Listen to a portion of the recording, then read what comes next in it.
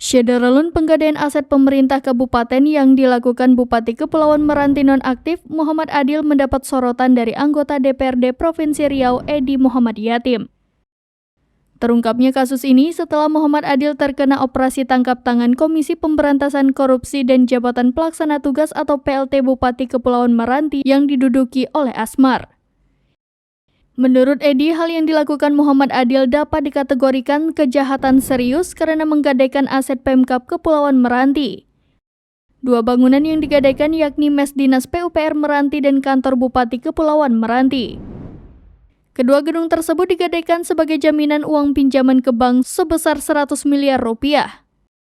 Dalam kasus ini, pihak bank juga harus diperiksa karena mau memberikan pinjaman dengan jaminan kantor pemerintah.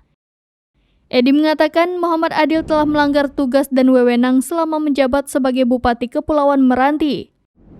PLT Bupati Kepulauan Meranti, Asmar mengatakan aset pemerintah tersebut digadaikan M. Adil pada 2022 ke Bank Riau Kepri.